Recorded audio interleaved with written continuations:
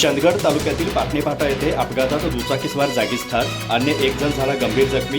दुचाकी आणि चारचाकीची झाली समोरासमोर धडक. बेळगाव वेंगुर्ला महामार्गावरील पाटणेफाटा येथे चारचाकी आणि दुचाकी यांच्यात समोरासमोर झालेल्या धडकेमध्ये दुचाकीस्वार जागीच ठार झाला असून दुचाकीवर मागे बसलेला एक जण गंभीर जखमी झालाय.